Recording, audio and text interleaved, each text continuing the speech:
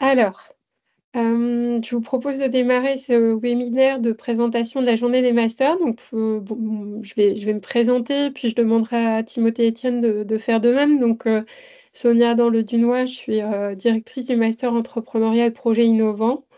Je m'occupe à la fois de la sélection des étudiants en première année de master et également à l'entrée du M2. Je reviendrai tout de suite après sur les différentes alternatives qui s'offrent à vous pour intégrer ce master. Et donc Timothée et Étienne sont deux étudiants qui sont actuellement en cours de cursus de ce M2 et qui vont m'accompagner pour ce webinaire et peut-être pouvoir répondre à certaines questions plus directement liées à l'expérience de formation au sein de ce master. Étienne, je vous laisse vous présenter. Ouais, je vais présenter mon parcours académique. Moi, j'ai toujours fait de la gestion, donc j'ai fait un DUT. À l'époque, c'était encore, on appelait ça encore des DUT. Maintenant, je pense que c'est un BUT, mais c'était un DUT GEA, donc gestion des entreprises et des administrations. Ensuite, j'ai enchaîné sur une L3, sciences de gestion à Panthéon-Assas. Et j'ai décidé de me spécialiser en entrepreneuriat, donc en intégrant d'abord le M1, Management et Organisation de Dauphine. J'ai fait une année de césure l'année dernière où j'ai pu travailler en start-up et en banque. Et donc, du coup, là, je finis cette année, la dernière année de master entrepreneuriat. Pourquoi je parle de ça? Parce qu'avec Timothée, on a des profils assez différents. Donc, Timothée, je te laisse te présenter à ton tour. Alors, Timothée, on t'entend pas. Je pense que Timothée a un problème de micro. Ah, bon, Si- ben Bon, il va peut-être régler ça et dès qu'on l'entendra, voilà. il On, va nous on lui interrompre. passera la parole tout de suite après Ouais, quand il aura réglé son problème de ouais, son. À ce moment-là, je propose de démarrer un petit peu la ouais. présentation pour pouvoir aller rapidement sur le sujet qui nous intéresse, à savoir quel est ce master, qu'est-ce qu'on y fait, quels sont les débouchés de ce master et enfin comment candidater. On verra qu'on peut vous donner quelques conseils pour bien préparer votre dossier de candidature. Tout d'abord, comme son nom l'indique ou ne l'indique pas, parce qu'on se rend compte qu'il y a un petit peu de confusion sur le positionnement de ce master, ça n'est pas un master en création d'entreprise, c'est bien un master en entrepreneuriat et projets innovants, et ça prépare les étudiants et les étudiantes diplômés de ce master à intégrer des postes, des fonctions en lien avec des expertises utiles pour l'écosystème entrepreneurial et d'innovation. On m'entend? Donc, je déconstruis peut-être une première idée reçue sur ce master. Vous n'avez pas besoin d'être porteur de projet, d'avoir un projet de création déjà bien avancé pour pouvoir candidater à ce master. Et notamment, comme vous le voyez sur cette slide, vous allez pouvoir occuper une grande variété de postes en fonction des expertises que vous souhaitez développer, aussi bien sur des fonctions de C-level, donc que ce soit des fonctions de CEO, CMO ou CFO, que des fonctions d'accompagnement de... Oui, Étienne? Madame, alors je suis désolé, je vous coupe. Deux choses. Timothée a retrouvé son micro et on voit pas l'avancement de vos slides. Je sais pas si vous voyez sur Ah, les slides. alors, classique. Ok, bah, je vais partager directement mon écran Et je crois qu'on m'entend intégralement. maintenant.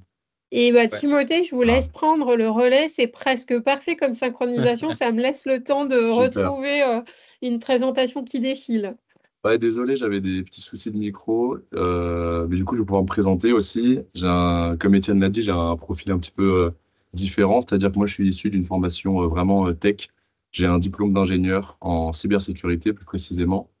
Et avant ça, donc, je suis passé par une prépa, Maths Sup, Maths P, après mon bac.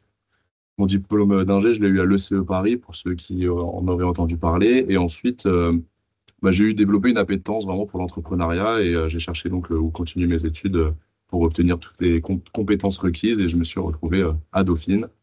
Et c'est là que j'ai pu rencontrer Sonia et Étienne notamment. Et, euh, et voilà, depuis septembre, là, j'ai appris tout plein de choses qui me serviront de manière évidente dans mon parcours.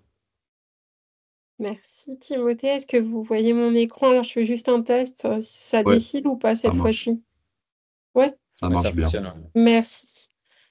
Des débouchés variés sur des champs d'expertise assez diversifiés, en start-up, en grand groupe, dans des programmes d'intrapreneuriat, par exemple, dans des fonds d'investissement, pour analyser des dossiers de start-up.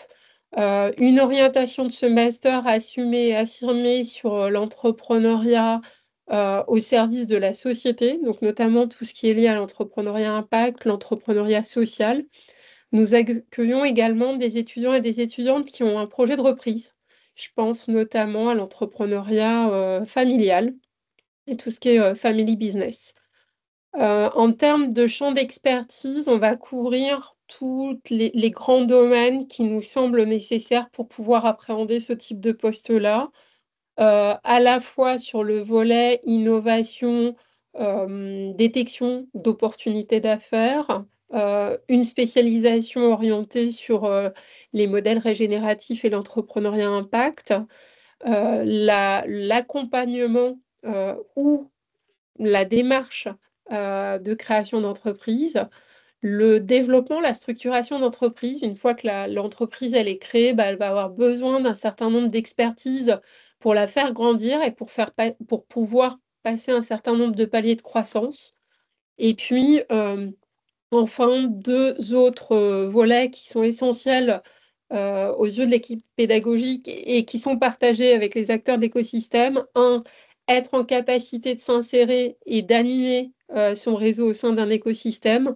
Et deux, manager l'entreprise aussi sur les aspects opérationnels et pas uniquement tactiques, parce que la création comme le développement de projets dans un grand groupe ou au sein d'une petite boîte, ça va aussi passer par des choix en matière de structuration, d'organisation et de pilotage.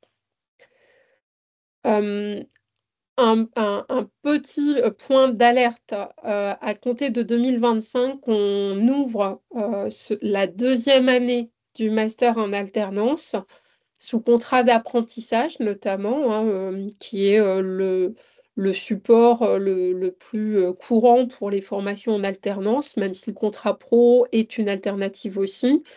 Et donc, ça veut dire quoi? Ça veut dire que concrètement, à compter de 2025, il y a 3 possibilités pour un candidat. La première alternative, ça correspond au profil d'Étienne. Vous intégrez le master dès la première année et vous candidatez spécifiquement pour le parcours entrepreneuriat et projets innovants. Cette première année de master est proposée exclusivement en formation initiale. On ne propose pas d'apprentissage sur cette première année de master parce que sur ce type de spécialisation-là, c'est essentiel que l'étudiant puisse bénéficier de l'année de césure pour vraiment affiner son projet professionnel, tester au travers d'un stage, au travers d'une mobilité à l'international, au travers d'un certain nombre d'expériences qui vont venir nourrir le projet professionnel. Donc, année de césure, puis ensuite M2 selon 3 possibilités. Sur le M2, on accueille à l'entrée du M2, et là c'est le profil de Timothée, des étudiants qui n'ont pas fait leur M1 ou leur césure à Dauphine, mais qui vont arriver directement à l'entrée du M2. Ça va être particulièrement vrai évidemment pour les profils ingénieurs, donc le profil de Timothée, ou pour des profils d'étudiants qui ont mis un petit peu plus de temps, par exemple, à maturer leur projet professionnel et qui vont avoir, à un moment donné, à l'issue de leur M1 ou de leur année de césure dans un autre établissement, la conviction que le M2 Entrepreneuriat et Projets Innovants de Dauphine pourra répondre à leurs besoins. Sur ce M2, on va proposer 3 options possibles.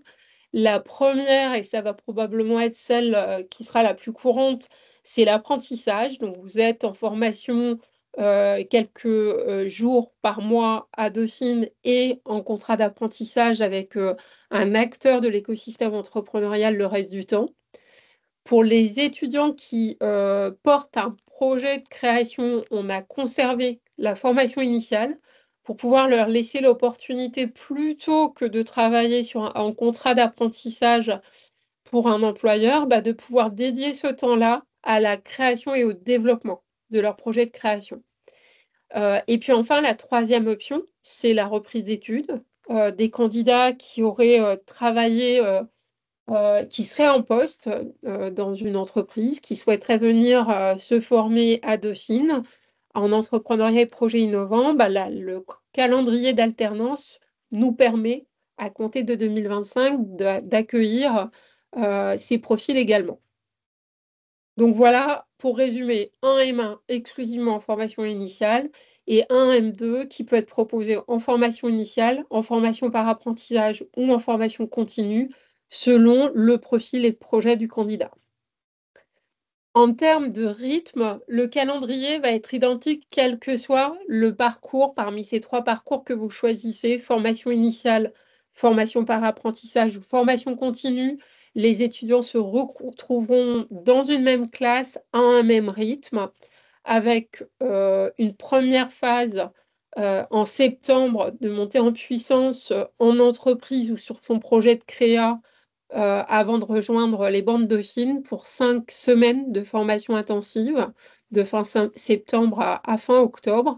Et ensuite, on va mettre en place un rythme récurrent qui va être le même jusqu'au mois de juin, à savoir une semaine de cours par mois. En termes de contenu, là aussi, il y a du changement par rapport à ce qu'ont expérimenté Étienne et Timothée cette année. Ça reste le même ADN en termes de contenu de formation. Simplement, cette maquette, elle tient compte à la fois du conseil de perfectionnement qu'on a avec nos partenaires et acteurs socio-économiques, et puis aussi des bilans réalisés avec les étudiants. Donc, et les évolutions des besoins, évidemment, en termes de développement de compétences pour les employeurs. Donc ça, vous pourrez le retrouver sur le site internet du master. Je ne vais peut-être pas passer trop de temps sur ce volet-là, puisqu'il y a une présentation exhaustive qui vous est proposée sur le site du master, accessible via le site de Dauphine. Peut-être simplement un point sur lequel je voudrais insister et qui transparaît au travers de cette slide, c'est qu'on a une approche et notamment une approche pédagogique qui est très focalisée sur une alliance entre des interventions pro, des interventions de profs de Dauphine, et c'est vraiment ça qui va faire la richesse de la formation que l'on propose. Il y a à peu près 50% d'intervenants pros, 50% d'intervenants académiques.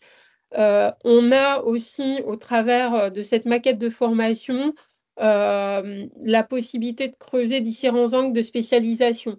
L'étudiant qui veut absolument bosser dans la tech, il va retrouver des intervenants qui sont experts de ces domaines-là. Un étudiant qui veut donner une coloration plus orientée sur les enjeux de transition, par exemple, au sein de son activité professionnelle, va aussi pouvoir le retrouver. Et puis, peut-être mettre l'accent sur 2 points.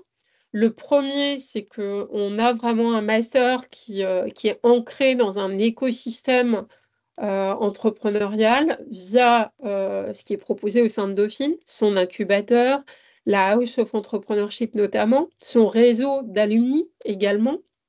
Et puis en externe, beaucoup de partenariats, beaucoup d'opportunités de participer à des grands événements autour de l'entrepreneuriat et de la tech. Après, on va retrouver pas mal de choses liées à notre pédagogie qui allient justement cette partie académique et professionnelle, beaucoup de challenges, de hackathons. Là aussi, Étienne et Timothée pourront vous en parler mieux que moi, puisqu'ils viennent de remporter la finale française du challenge Soprasteria. Voilà, c'est le genre d'approche pédagogique qu'on développe avec nos étudiants. Un voyage d'études en fin de formation, et une richesse dans la diversité des profils qu'on accueille au sein de ce Master 2 notamment, avec vraiment une volonté dans notre sélection de pouvoir accueillir des profils très variés pour pouvoir nourrir les échanges, les travaux de groupe et injecter des expertises extrêmement diversifiées.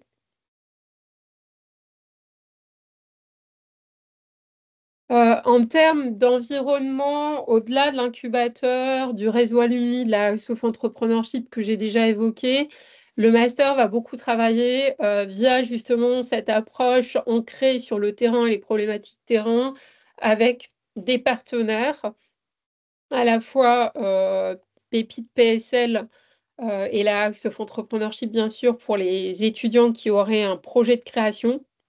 Et puis aussi, dans nos challenges pédagogiques, des collaborations avec des partenaires institutionnels, Juliette Sterwen, Grant Thornton ou Orange Ventures, par exemple, notamment pour le challenge et l'atelier entrepreneurial. En termes d'insertion professionnelle, alors je dirais que c'est à l'image de l'insertion professionnelle de Dauphine, hein, on a de très bons taux d'insertion. La plupart de nos étudiants vont trouver leur premier job avant la fin de la formation, généralement via leur période de professionnalisation. C'est 80% en moyenne de nos étudiants diplômés qui trouvent leur premier job avant la diplomation.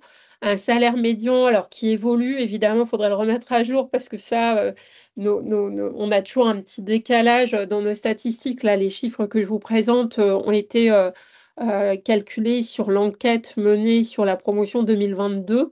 Donc, il faut évidemment appliquer le taux d'inflation qui est passé par là depuis. Pas mal de statuts cadres. Évidemment, il y a aussi dans ces statistiques, il faut ajouter les étudiants qui créent leur entreprise. C'est à peu près 20% d'une promo en général qui va créer son entreprise entre 15 et 20%. C'est assez variable. Des CDI ou du CDD, parce que nos étudiants, une fois diplômés, ne souhaitent pas nécessairement rester sur un poste en CDD, en CDI, pardon, et vont parfois rechercher une flexibilité au travers du CDD. En termes de fonction, alors ça va varier évidemment d'une promotion à une autre, hein, donc c'est le cas là de nouveau de cette promo 2022, mais en règle générale, on va toujours retrouver des grandes tendances. Startup manager, typiquement, c'est quelque chose qu'on va retrouver assez systématiquement dans chaque promo. Tout ce qui est métier de l'accompagnement ou de la direction de programme d'intrapreneuriat ou d'incubateur avec une coloration ou pas sur l'entrepreneuriat social et l'entrepreneuriat impact. Des étudiants qui vont se diriger vers le conseil, soit le conseil en création, soit le conseil en stratégie notamment. Et puis bien sûr, nos étudiants qui créent leur entreprise pendant leurs études ou juste après. Ça aussi, c'est des exemples qu'on va retrouver assez systématiquement, quelle que soit la promo. Quelques logos, c'est pas du tout exhaustif cette slide-là, mais c'est pour vous montrer vraiment la grande variété des acteurs au sein desquels s'insèrent nos étudiants, des fonds d'investissement, des acteurs plus globalement liés au financement de l'entrepreneuriat et de l'innovation, des structures dans l'accompagnement, des cabinets de conseil, je l'ai dit tout à l'heure, ou des postes dans des startups créés ou pas par des alumni. Click and Boat est un projet issu de notre incubateur de Dauphine et on a des alumni de Dauphine qui depuis ont trouvé une place au sein de cette belle startup ou qui ont créé eux-mêmes leur structure. Je pense à Keros par exemple ou à Cornelou Paris qui sont emblématiques de ce profil d'étudiant entrepreneur qui a poursuivi l'aventure entrepreneuriale après le master. J'en viens à quelques conseils pour préparer votre candidature et puis après on pourra vous proposer une session de questions-réponses avec Étienne et Timothée. En termes de conseils, peut-être plusieurs points. Le premier point à rappeler, c'est que si vous souhaitez intégrer le M2 directement sans passer par le M1, il vous faut être titulaire d'un bac+4 avec un équivalent de 240 crédits ECTS. Vous pouvez bien sûr intégrer en M1 avec un niveau licence dans ce cas-là. Le deuxième point, c'est que on laisse une place et on accueille une diversité de profils. Donc ça, c'est un point sur lequel on insiste beaucoup et qui nous semble être aussi un des points forts du master. Donc, vous pouvez venir de nombreux cursus en sciences de gestion, en sciences économiques, en sciences sociales, en sciences dures, en ingénierie, en design. Voilà, là-dessus, ça reste relativement ouvert. On va vous demander en revanche, si vous intégrez le master, enfin si vous candidatez en M2, de pouvoir montrer que vous avez une petite acculturation quand même au management ou à l'entrepreneuriat, puisque sinon vous auriez quelques difficultés à suivre les enseignements de M2. Voilà, donc vous n'avez pas besoin d'avoir fait l'essentiel de votre cursus en économie ou en gestion, mais à avoir une mineure, une option qui montre votre appétence pour cet univers-là va être essentiel tout de même. En termes d'expérience requise, le fait que le master bascule en apprentissage induit évidemment des attentes un peu spécifiques sur les profils qu'on va rechercher pour la prochaine promo. Et notamment, on va regarder avec plus d'acuité tout ce qui porte sur les expériences professionnelles antérieures. Que ces expériences-là, elles soient réalisées via un stage, via une année de césure, via une implication associative ou bénévole, un service civique, vous avez monté votre entreprise, enfin, finalement, peu importe. Mais en tout cas, ce qui va vraiment importer, c'est que vous soyez capable, dans votre dossier, comme pendant l'entretien de motivation, de nous partager des éléments liés à cette expérience que vous avez pu avoir auparavant.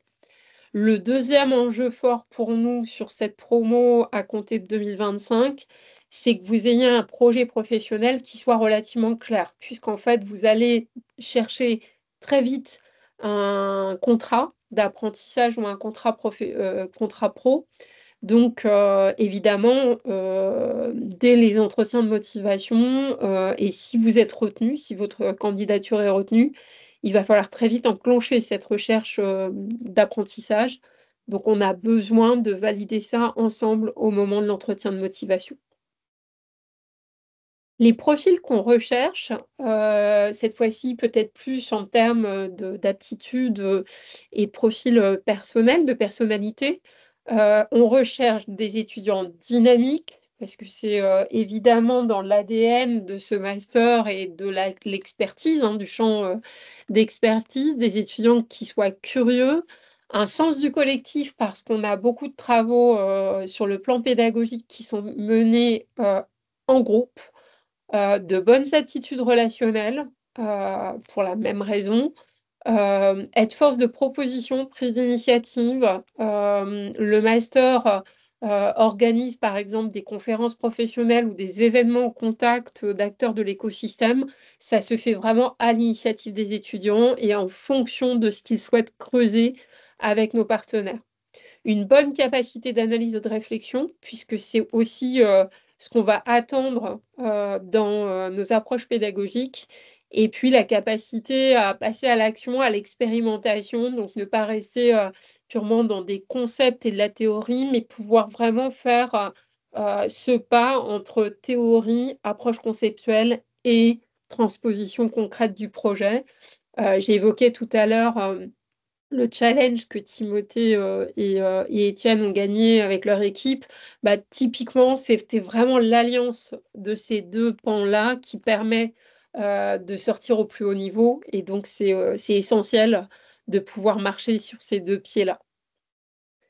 En termes de critères de sélection, on va regarder votre dossier à 360 degrés. C'est-à-dire qu'il faut que vous ayez un dossier équilibré. Il faut évidemment que vous ayez un bon niveau académique parce qu'on est sur une formation sélective.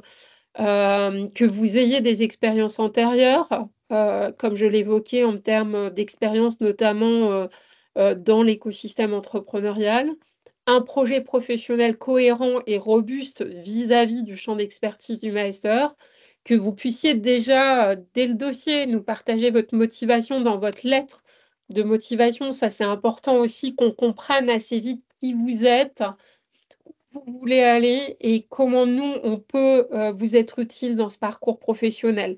en quoi le master va être utile pour vous pour concrétiser cet objectif professionnel que vous vous êtes fixé.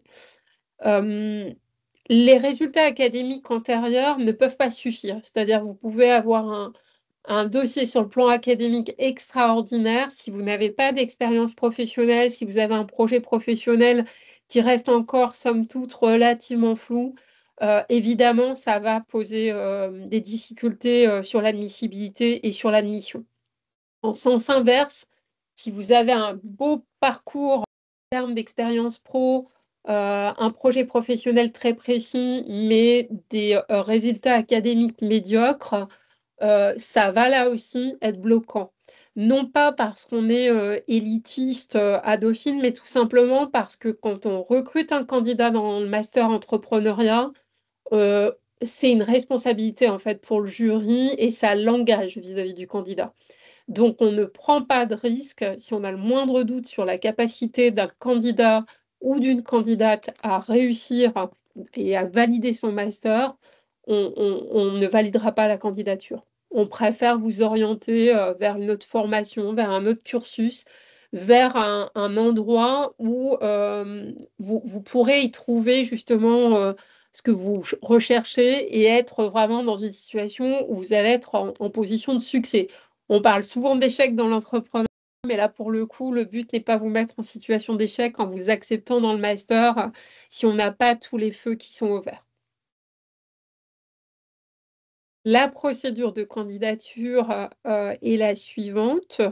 Que ce soit pour l'entrée en M1 ou pour l'entrée en M2, tout se passe via My Candidature, qui est la plateforme de candidature de Dauphine. Donc, ça n'est pas sur mon master. Vous avez deux échéances à retenir. Une première échéance, une deadline. Et là, vous avez toutes les infos sur le site de Dauphine et sur notre plateforme de candidature au niveau des dates pour déposer votre dossier pour la première phase d'admissibilité.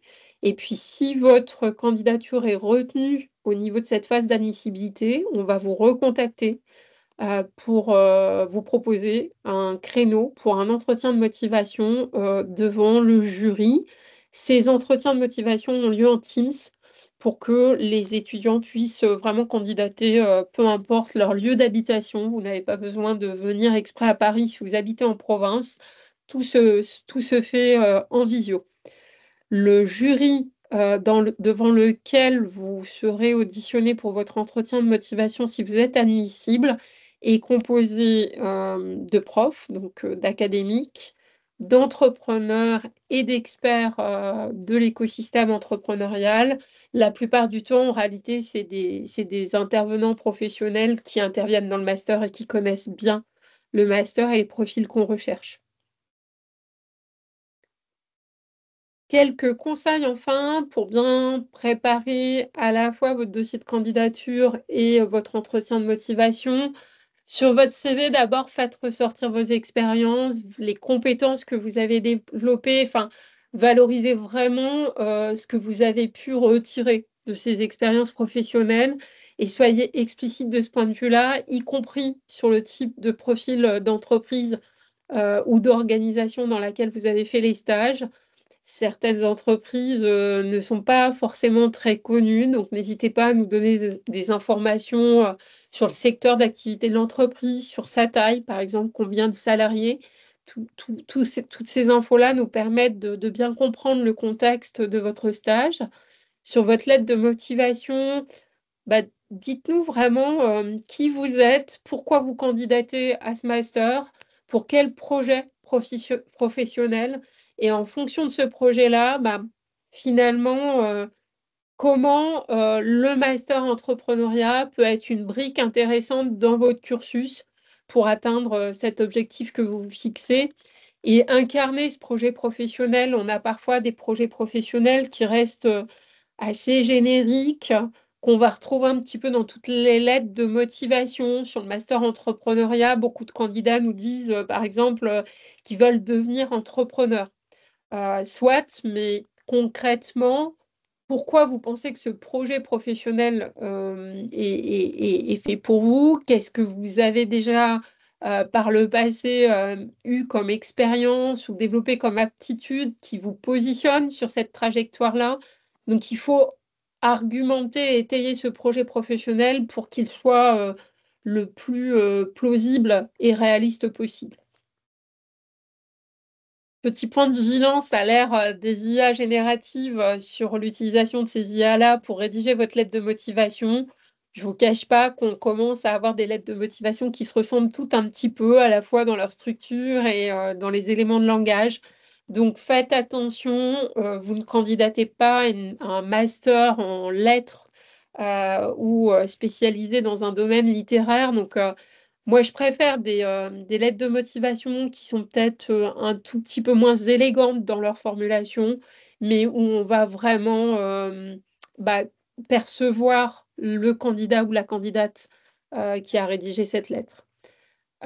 Il n'y a plus de notes de synthèse à compter de la rentrée 2025. Donc, jusqu'à l'année dernière, on demandait aux candidats qui intégraient le master en M2 de travailler sur un sujet de réflexion et de nous remettre une note de synthèse. Aujourd'hui, avec la bascule en apprentissage, l'attention du jury va être exclusivement portée sur la qualité du projet professionnel et sa robustesse. Conseil pour l'entretien, on recrute des individus, donc peut-être avant même d'évoquer la question de la motivation, je crois que l'essentiel, c'est que vous prépariez bien votre entretien, mais que vous ne veniez pas nous réciter un discours. On a vraiment besoin surtout de comprendre qui vous êtes et de détecter en fait la personnalité du candidat ou de la candidate qu'on a en face de vous. Donc ça, c'est vraiment là aussi un conseil qui est vrai pour tous les masters, hein, je pense. Soyez vous-même et faites-nous comprendre qui vous êtes. Le deuxième point, c'est évidemment de pouvoir développer votre motivation et notamment à l'appui de ce projet professionnel que vous aurez déjà évoqué dans votre lettre de motivation. N'hésitez pas à illustrer au travers d'expériences, à nous montrer comment pas à pas ce projet professionnel se construit, se dessine, même si vous avez peut-être encore quelques incertitudes et vous avez le droit d'être sincère là-dessus, mais à minima qu'on comprenne pourquoi aujourd'hui, votre projet, il se situe dans le champ de l'entrepreneuriat et des projets innovants. Le jury vous posera des questions également pour évaluer à quel point ce projet est crédible et sérieux. Et donc, ça passe aussi par une très bonne connaissance de ce qui se passe en matière d'actualité et d'infos clés sur l'écosystème de l'entrepreneuriat et de l'innovation. Donc ça aussi, c'est la culture générale sur l'écosystème entrepreneurial et d'innovation fait partie des éléments à préparer pour cet entretien-là. Et deux derniers conseils là, qui sont plus liés à la forme plus qu'au contenu. Faites en sorte de nous proposer des réponses synthétiques. Parfois, les candidats ont tendance à développer énormément certaines réponses parce que ils ont l'impression de sécuriser le périmètre de discussion et ça bloque le temps de discussion sur des questions sur lesquelles ils sont à l'aise. Ça n'est pas nécessairement une très bonne idée parce que le jury va vouloir balayer avec vous un certain nombre de questions. Et s'il n'a pas eu le temps de balayer toutes ces questions-là pendant le temps qui vous est imparti, c'est un entretien qui est bref, qui dure 10 à 12 minutes maximum, ça va forcément jouer contre vous parce qu'il y a des éléments qu'on n'aura pas eu le temps d'explorer en discussion avec vous. Et puis enfin, montrer, et ça peut être compliqué derrière un écran, je le conçois, si on rajoute à ça le stress, y compris de la techno liée à la visio, puisque ce sont des entretiens visio, mais soyez impliqués dans votre entretien, montrez votre enthousiasme. Ça se joue sur du non-verbal là, essentiellement, mais aussi sur vos intonations, sur votre capacité à réagir, à interagir avec le jury. Et ça, c'est important aussi. Ne cherchez pas à tout contrôler pour être en mode robot, parce que sinon, on ressortirait de cet entretien sans réellement avoir compris qui vous êtes. Et si on ne comprend pas qui vous êtes, on va avoir des difficultés à évaluer pourquoi vous auriez votre place dans ce master-là. Voilà, je pense que j'ai balayé les grands sujets de,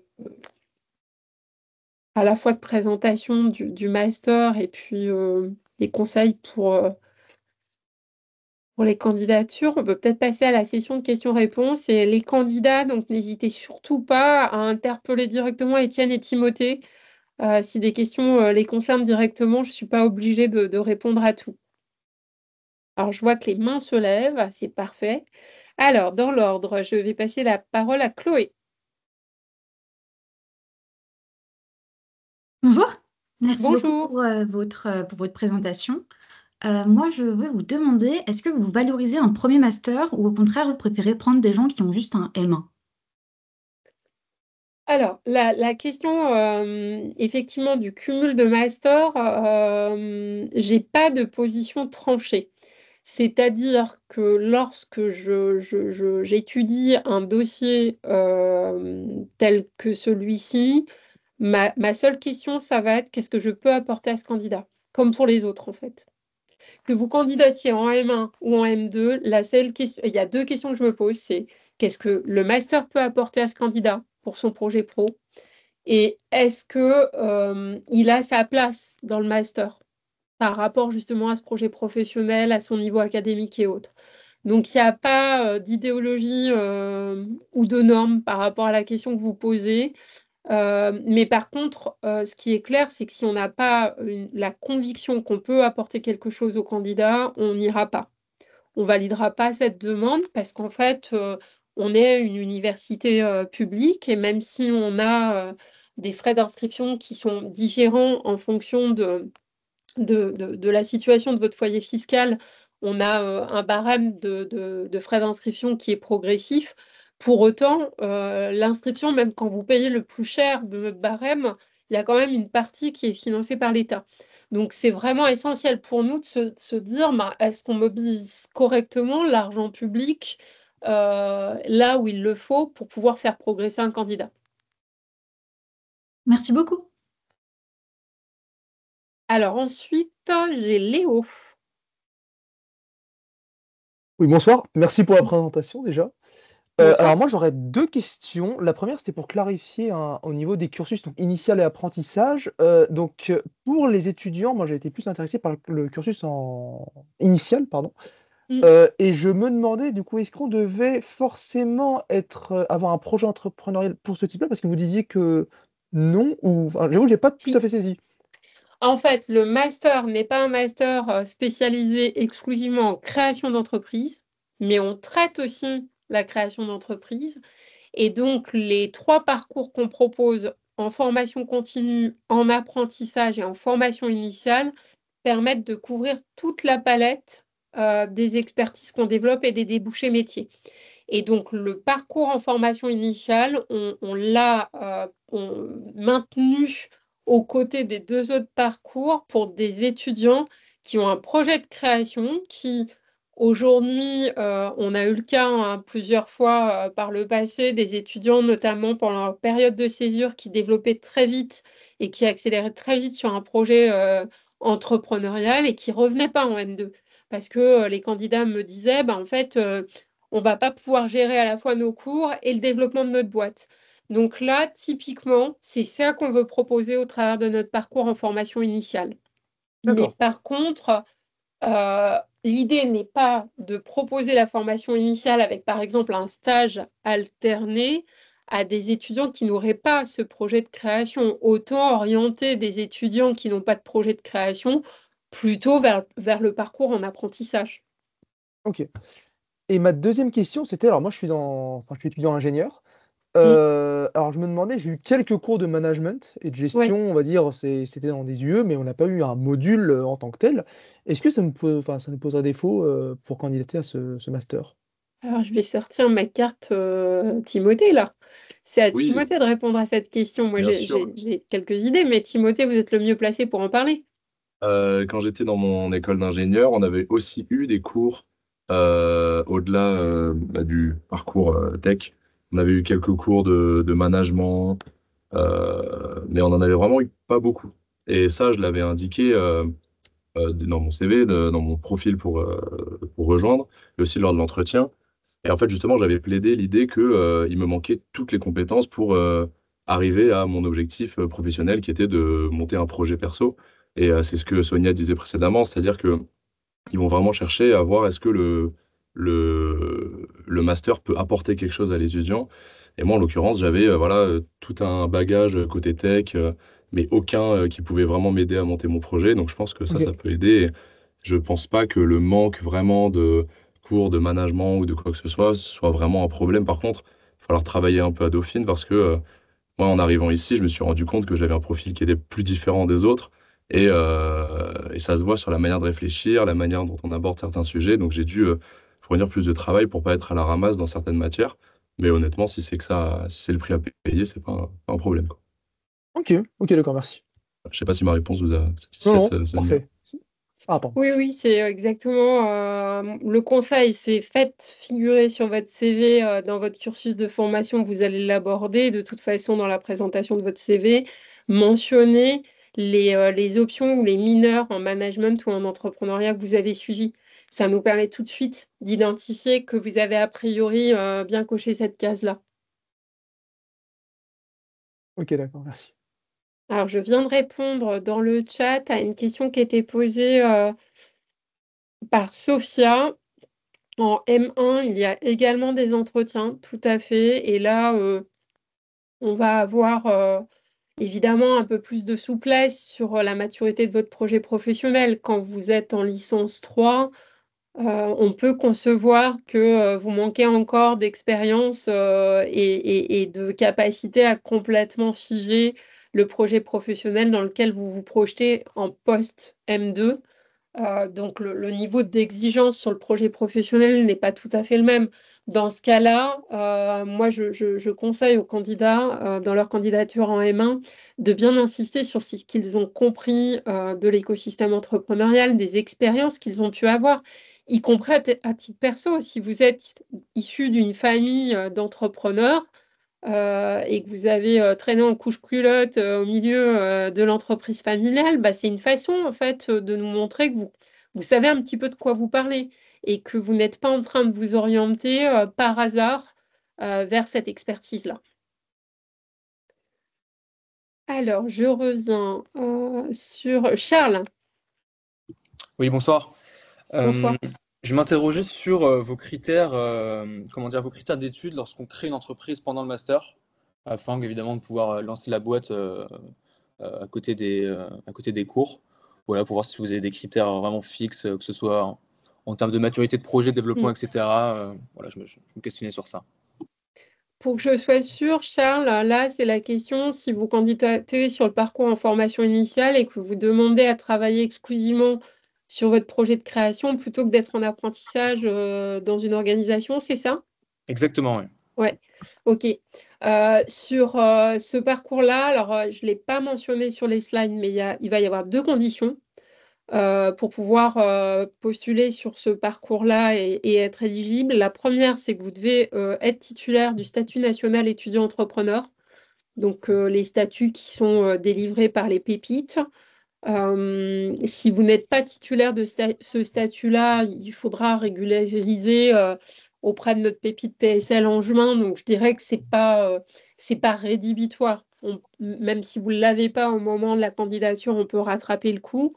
Et la deuxième condition, c'est que votre projet ait un certain niveau de maturité. Si vous êtes au stade simplement de l'idéation, mais que vous n'avez pas fait votre étude de marché, que vous n'avez pas testé, conçu et testé une première solution, en gros, être au stade du MVP, on aura du mal à valider votre demande parce qu'en fait, le parcours en formation initiale, il est vraiment plutôt dédié à des étudiants qui vont être incubés, à Dauphine notamment, et qui vont pouvoir accélérer le développement de leur boîte. Donc, si vous êtes trop early, on a forcément une prise de risque qu'on ne prendra pas pour vous parce qu'on risquerait de vous mettre en difficulté. C'est le risque que vous changiez d'idée ou que vous renonciez à votre projet de créa. Et là, le problème, c'est que on ne pourrait plus vous rebasculer en apprentissage parce qu'on a des délais et un calendrier imposé réglementairement pour trouver un apprentissage. Il faut que les étudiants aient trouvé quelques mois après la date de début de formation. Donc, soit on a la garantie que votre projet est bien robuste et on y va, on vous soutient et on vous valide le parcours en formation initiale. Sinon, on vous conseillera plutôt le parcours en apprentissage. Ok, merci beaucoup, c'est très clair. Nicolas, Oui, oui, bonjour madame. bonjour. Donc vous avez dit si jamais on postule dans le master, si jamais on était pris et qu'on cherchait une alternance, vous avez dit qu'il faut le faire assez vite. Et même si nous on a des pistes, est-ce que Dauphine peut nous accompagner pour rencontrer des intervenants, des startups et nous mettre en relation avec des Oui, personnes qui recherchent? on a un forum apprentissage qui est organisé au mois de mai Mhm. à Dauphine. Donc évidemment, si vous êtes retenu dans la formation, Edith Muller, qui est l'assistante de programme, vous partagera toutes les infos pour que vous puissiez vous inscrire à ce forum-là. On a aussi des partenaires. En fait, le master bascule en apprentissage et pour ça, il a fallu qu'on ait l'accréditation et notamment s'assurer auprès de nos partenaires entreprises qui avaient un vrai besoin. Donc, on a aussi des partenaires. Certains voulaient prendre des apprentis dès cette année, mais on n'était pas encore en apprentissage. Donc, je leur ai demandé de patienter un peu. Et puis, il faut pas se le cacher. Néanmoins, les offres qu'on va vous proposer, elles vont pas forcément être parfaitement alignées avec votre propre projet pro. Ok. Donc, moi, je conseille toujours aux étudiants de chercher de leur côté aussi pour avoir le bon matching entre la mission proposée par l'entreprise et le projet professionnel. Bien sûr. Merci beaucoup. Je vous en prie. Je crois qu'on avait deux autres questions. Alors, attendez. Je crois que... Alors, Charles, je crois que vous avez gardé la main, mais sauf erreur, on a déjà pris votre question et il nous reste donc Flavien. Bonsoir. Bonsoir. Moi, j'avais une petite question, c'était par rapport au nombre de places ouvertes en M2, sachant que je suppose que tous ceux qui font le M1, pour une bonne partie, doivent aller directement en M2, vu qu'il n'y a pas énormément de parcours de spécialisation, si ce n'est qu'un seul. Donc, je voulais savoir la proportion d'étudiants extérieurs par rapport au nombre de places. C'est à peu près du 50-50. Délibérément, vraiment, enfin, c'est pas du déclaratif. On a vraiment la volonté de composer une promotion au M2 qui soit très diversifiée, y compris sur l'université ou l'école d'origine de nos étudiants. Donc, on ne veut pas du 100% dauphinois dans ce master-là, parce que l'entrepreneuriat, c'est d'abord composé en environnement de diversité. Donc, pour faire simple, si j'ai 24 places en M2, j'ai une douzaine d'étudiants en M1 qui sont prépositionnés sur le parcours. Ok, j'avais une Entre deuxième 12 et question. 15, ça dépend des années. Merci beaucoup. J'avais une deuxième question. Moi, depuis que je suis entré dans le monde du supérieur, j'ai pu faire de la gestion de projet et de ce que j'appelle en fait de l'entrepreneuriat un peu social. J'ai eu pas mal d'idées, notamment de monter ma boîte. C'est un projet qui mature depuis longtemps. Je voulais savoir si ça, c'était quand même mis en avant, le fait d'avoir fait de la gestion de projet plutôt sociale, avec notamment de l'accompagnement d'étudiants ou des projets dans mon entreprise dans lesquels je suis en alternance maintenant. Parce que c'est vrai que j'ai pas encore osé passer le cap de monter mon entreprise ou vraiment de maturer un projet plus profondément, compte tenu que je suis encore en études, par peur de passer à côté de quelque chose, en fait. Bah, je pense que ça, enfin, Étienne, il me semble, je dis pas de bêtises, mais il me semble que c'est à terme quelque chose que vous envisagez aussi, la création d'entreprise, même si vous ne le faites pas pendant Ouais. vos études. Il me semble que c'est quand même un cas assez classique hein, parmi nos étudiants. Ouais, totalement. Alors, Flavien, juste pour résumer ton cas, en gros, tu veux entreprendre à terme, pas tout de suite, et donc tu te poses la question si... Ah, c'est un petit peu ça. En fait, moi, j'ai un esprit que je qualifierais un peu d'entrepreneur parce que Ouais, j'ai toujours plein d'idées. Je veux vraiment créer quelque chose depuis pas mal d'années. J'ai pu le faire à l'université et en entreprise, mais vraiment dans des projets plutôt d'accompagnement, par exemple, d'étudiants, etc., pendant la période Covid, en mettant en place des choses. Dans mon ouais. entreprise actuelle, pareil, certains projets, mais pas encore ce step très concret de l'entreprise, développer un objet, développer un produit. Je ne suis pas encore arrivé Mm. à ce stade-là. Donc, moi, ce que je vais chercher dans cette formation, c'est vraiment les apports théoriques Ouais. et qui vont m'aider à pouvoir maturer ce genre de projet. Non, bah ouais, typiquement, moi je suis dans la même situation, j'étais dans la même situation au moment de candidater. Et bah, en fait, le master, il va te donner toutes les clés, tous les savoir-faire, savoir-être pour que tu puisses monter un projet. On en a un petit peu parlé, mais il y a une énorme qualité d'intervenants et de professeurs. Des personnes qui ont monté des boîtes, qui sont vraiment successful, qui pourront vraiment donner des vrais témoignages de l'intérieur et des vrais conseils pour aider à se lancer, aider à trouver, concrétiser une idée, choisir un secteur, une niche. Si tu es dans un peu cette phase de tu as envie de lancer quelque chose, mais tu sais pas exactement quoi. Donc,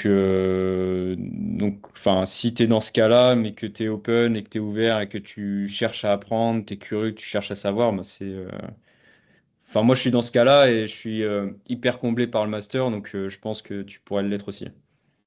Exactement ça. Merci beaucoup. De rien. Merci. J'ai pas payé Étienne, hein. C'est juré. Je le dis, ouais. Je le dis sincèrement. Euh, Vous avez 2 questions dans le chat, madame. ouais, je suis en D'Alexis et train de de répondre Cédric. à Alexis, mais je peux peut-être même le faire maintenant, qui se pose la question de savoir si avoir fait une école de commerce avant Dauphine, avant de candidater au master est un handicap ou pas. Et en fait, la réponse, là encore, il n'y a pas, enfin, c'est pas le sujet. En réalité, le jury regarde vraiment l'ensemble de votre dossier et pas juste si vous avez fait telle ou telle école. Donc, faut pas vous censurer. Ça, c'est un point important. Je l'ai peut-être pas suffisamment mis en avant. Parfois, on a des candidats qui n'osent pas candidater à Dauphine parce qu'ils se disent que c'est trop élitiste ou que leur cursus antérieur, en tout cas, va pas bien coller avec la norme un peu établie du parcours classique. Sur ce master-là, en tout cas, c'est pas du tout le cas. On aime bien aussi avoir des parcours atypiques, que vous ayez testé des trucs avant, vous n'ayez peut-être pas été directement sur du management, sur de l'entrepreneuriat, que vous ayez bossé en interruption de vos études et autres. Je crois que c'est des atouts qu'il faut mettre en avant. Le tout est d'être capable, dans votre lettre de motivation, de montrer ce que ça vous a apporté en fait. C'est ça l'essentiel, c'est expliquez-nous au regard du parcours antérieur que vous avez eu sur le plan pro ou de formation, en quoi c'est venu nourrir la construction de votre projet professionnel. Donc, ne vous auto-limitez pas, ne vous dites pas que c'est pas fait pour vous. On a vraiment chaque année une très grande variété de candidatures. Et là, pour le coup, Timothée et Étienne peuvent en témoigner, hein. Dans la promo, on a vraiment des profils très, très, très différents. Parce que c'est aussi ça qui va faire l'ADN du master. Bah, si je peux ajouter quelque chose, en fait, au-delà de tout ça, ça compte pour les candidatures là en master, mais pour vos stages, pour vos emplois, en fait, ce qui est important, euh, c'est vraiment votre projet et démontrer, vous pouvez aller voir, rechercher sur le site ce que va pouvoir vous apporter le master, mettre ça en lien avec votre projet moyen, court ou long terme et vraiment démontrer concrètement en quoi ce master va vous aider à atteindre cet objectif et en quoi vos expériences et vos études font que ça pourrait matcher, ça pourrait le faire. En fait, il ne faut pas s'arrêter à, je pense, des notes, des études. C'est vraiment votre projet. Si votre projet est cohérent, bien construit, bien réfléchi, foncez et vous avez toutes vos chances, quoi.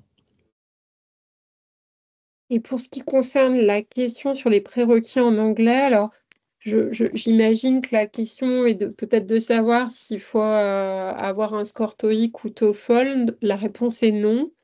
En revanche, il faut que vous ayez suivi des enseignements en anglais dans votre cursus antérieur parce que, pour délivrer le grade de master, ça fait partie des obligations.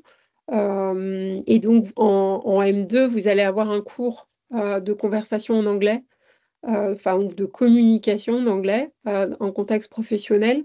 Donc, évidemment, pour pouvoir suivre ce cours-là, il faut que vous ayez fait de l'anglais auparavant, sinon on va avoir quelques difficultés, mais pas de TOEIC ou de TOEFL spécifiquement. Si je peux me permettre de Oui. compléter, L'anglais, en M2, on se rend vraiment compte que ça quitte la notion juste de scolaire, il Mm. faut atteindre un certain niveau. En fait, ça va vous servir toute votre vie, que vous décidiez de prendre un parcours entrepreneurial ou travailler dans une entreprise. Et par exemple, nous, avec Étienne et deux autres personnes de notre classe, on a donc participé à un challenge, Soprasteria. On a gagné la finale nationale, là, il y a la semaine dernière.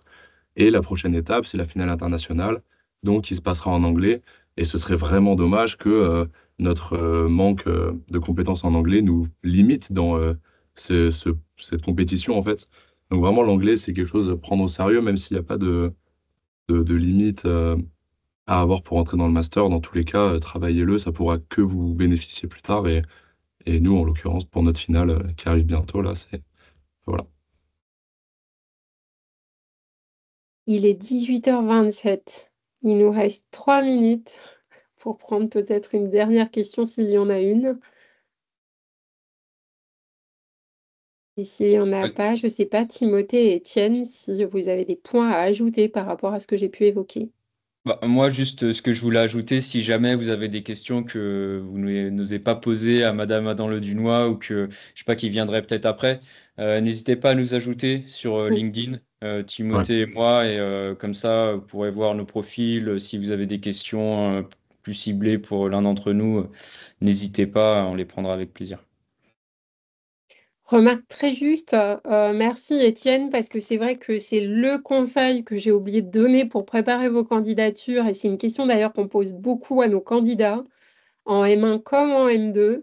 On essaie de comprendre un peu comment vous avez découvert le master et ce que vous en avez compris. Et une des questions qu'on vous pose souvent, c'est est-ce que vous vous êtes rapproché d'alumni ou d'étudiants du master pour que eux vous partagent leur expérience, parce que c'est Étienne et Timothée qui vont en parler le mieux de l'expérience de formation, et idéalement en mon absence. C'est là où ils seront les plus sincères et où ils vous partageront vraiment toute la réalité du master. Donc n'hésitez pas à les contacter, à interagir avec eux. Parce que mieux vous allez discuter avec eux, mieux vous allez être capable de démontrer pourquoi ce master-là, il est vraiment fait pour vous. Et pas juste par rapport à une liste de cours. Parce que quelque part, une liste de cours, ça ne veut pas dire grand-chose s'il n'y a pas derrière toute l'incarnation de la vie du master. Ouais, c'est ça. Ouais, si je peux ajouter, moi, juste quelque chose pour sur le master, c'est un master qui est vraiment complet et qui aborde tous les aspects de l'entrepreneuriat. Donc, on a parlé tout à l'heure d'entrepreneuriat social, mais de la tech, de l'innovation pure, un peu plus de business aussi traditionnel, ou de la reprise, comme énoncé plus tôt. Donc en fait, je pense qu'il faut être curieux et quand on veut monter une boîte à l'avenir, il faut être curieux, il faut entendre parler de domaines différents et c'est ce qu'apporte le master en fait. Il a une vraie richesse à ce niveau-là. Donc C'est ça. Et vraiment, la force de ce master, ça va être, à mon goût en tout cas, les intervenants pros. On ne se ouais, contente pas d'avoir des professeurs, d'universités qui viennent vous apprendre de la théorie. Vous avez des gens qui ont monté une boîte, 10 boîtes, qui investissent dans certaines, qui en vendent d'autres, et qui vont amener vraiment de la profondeur et de la crédibilité à leur discours parce que vous savez que tout ce qu'ils racontent, c'est basé sur la réalité en fait. Et c'est vraiment la force d'arriver à allier toute la théorie grâce à nos professeurs et tout ce qui est vraiment qu'est-ce qui se passe en fait dans la vraie vie avec ces intervenants pros qui sont variés, de qualité. Enfin, voilà. Ça, c'est un point important aussi. Ce sera le mot de la fin, parce il est 18h30 et il y a d'autres webinaires qui s'enchaînent à partir de 18h30. Donc, bonne soirée à toutes et à tous. Merci Timothée et Étienne pour vos éclairages. Je pense que c'était précieux pour tout le monde. Et merci à vous.